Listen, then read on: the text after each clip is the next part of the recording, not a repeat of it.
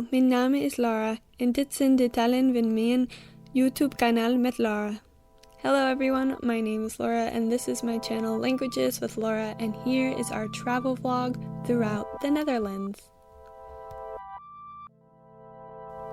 So first we started off in Sneek in Friesland in the Netherlands, which is way up in the northern region, and the reason we chose Sneek for the first half of this trip is because that is where my partner's grandfather was born and raised until they immigrated to Canada. So here we stayed in this lovely bed and breakfast type area. It had a nice little view of the parking lot, but also of one of the many canals all throughout not only Sneek, but also the entirety of the Netherlands.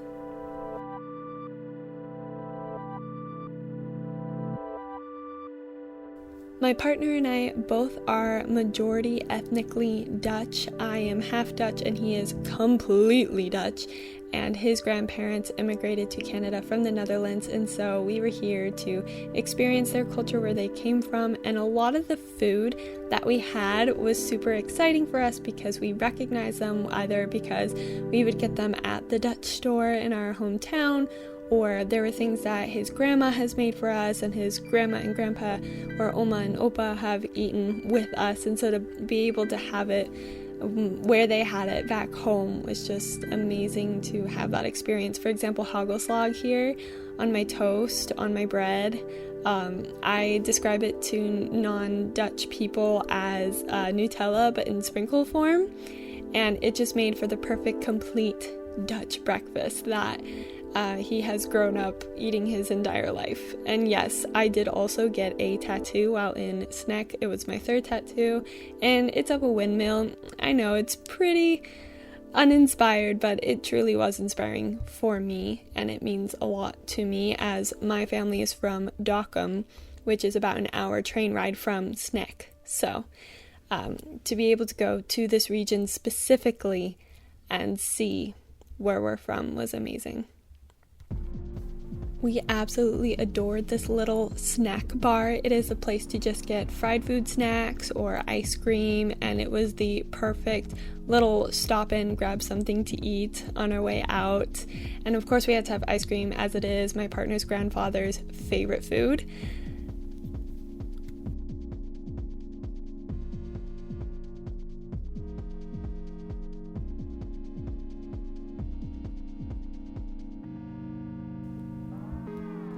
Our next stop was the Utrecht, and that was because we were initially going to stay at a little Airbnb in Utrecht, but we actually ended up staying somewhere else. And long story short, we went to quite a few different cities looking for places to stay, like hostels or just smaller, more affordable areas, and we had a lot of fun exploring the Netherlands, but it was a little frustrating to constantly hop from train to train, bus to bus with all of our stuff on us. But we did not ever plan to go to the Utrecht before this, and I'm really happy we were able to be there even just for a day. But we ended up staying at this adorable little bed and breakfast in Lekkerkerk. So Lekkerkerk was this little town, much smaller, but I had good public transportation, as most of Europe does, to be able to get to Amsterdam and then be able to take the train anywhere we wanted from there. So this was just this gorgeous countryside, little converted barn almost, but it looked so much newer, so much nicer, and we had our own little space, and there was lots of room and a huge yard and animals all around, and it was really nice to get a break from all of these cities that we've been in and just kind of have some fresh air to breathe. But we had a very comfy bed, as you can see, but there was also just plenty of space to breathe and a little kitchenette that we could do some home-cooked meals rather than going out to restaurants every day. And I actually ended up filming one of my videos during this time here, and so that was pretty nice, and it had a lot of natural lighting. One of the places that we were the most excited to go to was Gouda or Gouda. It's pronounced Gouda. Just like the cheese, this is where the cheese comes from. And we were super fortunate to have gone on a Thursday, which happens to be the day of the week that Gouda has their markets. So this is like a farmer's market, but there were so many different tradesmen showing off their craft and how they do their craft. So some of it was geared towards tourists, of course. But some of it was like, yes, this is the farmer's market where people can come and get their local cheese, their meat, their vegetables, their whatever it is that they're looking for. And again, lots of Dutch street food that we were quite familiar with and super excited to authentically eat in the Netherlands, in Gouda. And it was just a phenomenal experience. So if you ever go to the Netherlands and you're going to go to Gouda, go on Thursdays to catch their market in the middle of the day, kind of late morning into early afternoon. It was such an incredible experience and just a beautiful town. Not to mention that everyone there is also super nice and really friendly and would love to talk to you about their passion for their crafts and their hometown.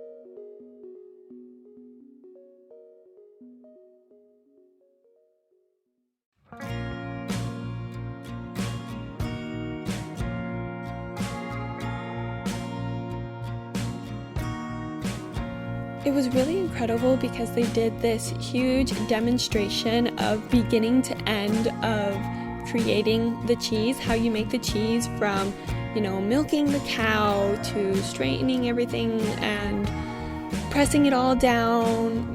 It's this huge process, and they do it right in the middle of the town square for all the kids to come and watch and everyone to see. And they even had this really fun demonstration of putting the wheels of Gouda on the little horse-drawn delivery truck, like what they would do in the olden days, and they would go around and actually do cheese deliveries to everyone who lived around there, which was so cute. And they had little carnival music playing, and it's just such a family-friendly event.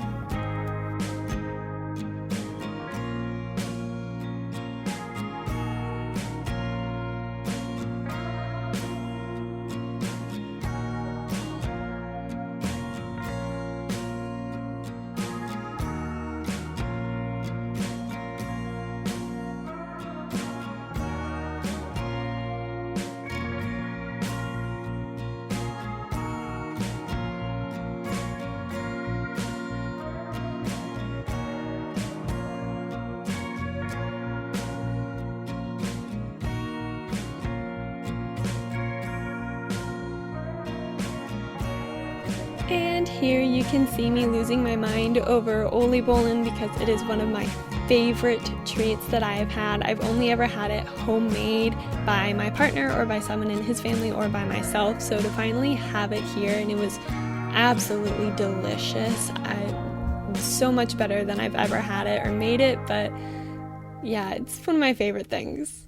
And then we went to a little cafe to kind of take a break where I could finally have a ginormous stroopwafel. So stroopwafel was another common thing that we would have in the States imported from the Netherlands, but we don't have stroopwafels, and that thing was huge, let me tell you. But it was really nice to have that little break before we went into a local cheese shop. And I highly recommend this cheese shop because they do free samples. They have all different kinds of cheeses, and not just Gouda, but mostly Gouda, and all different kinds of cheese accessory, cheese inspired things to go with the cheese. But the earlier you get there, the more likely you are to be able to taste all of their different free samples that they set out in the day. So that's always a big plus.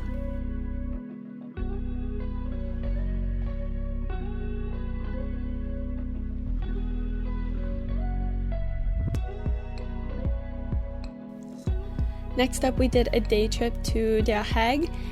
This is where my partner's grandmother was from, and yes, of course, we had to say hi to the local kitties. Huge thing. We were able to visit actually the exact house that she was raised in before her family immigrated. We were able to do the same thing with his grandfather. We just didn't film it, but we were able to visit the family homes of both of them while we were here, which was pretty incredible. And Den Haag was a very different vibe than what I was expecting for the Netherlands, as it being such a big and important city in the Netherlands, like it being where like the peace treaties and a whole bunch of like peace acts were. Like countries would come together to discuss peace, and like this tree is like the peace tree where you can put your wishes of peace on there. So there was a lot for Ukraine at the time as well.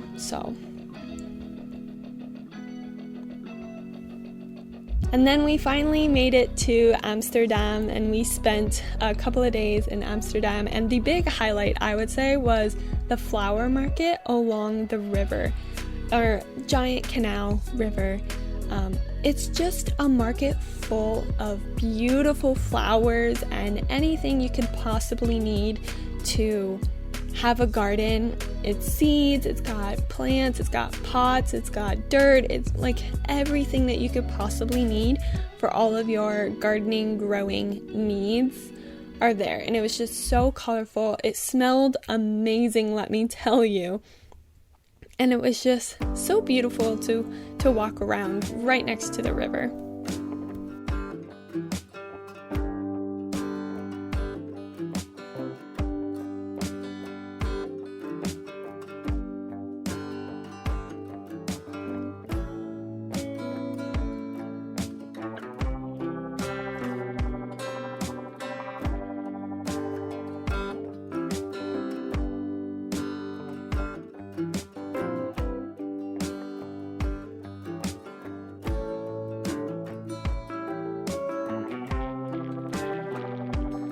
We then saw this windmill in the sky, right in the middle of the city. We'd been seeing them on the trains out in the countryside, so we of course had to investigate, and it was actually a little brewery that was in this old windmill. And I will say the nightlife in the Netherlands is amazing, both in terms of there's lots to do, things are open, and you can have a lot of fun, but also we just felt so safe. We ended up pulling an all-nighter in Amsterdam, and we had no problems with feeling safe. And then back in Lekkerkerk, we had a full day. We were just planning on resting before we left, and then we realized that the sign outside was advertising for a heyday festival that the neighbors were hosting. So every year, this family hosts a neighborhood heyday celebration for the town, and we thought, hey, it might be fun to go to that. Just random happenstance, there is the heyday festival. So we decided to pop on over and see what it was all about.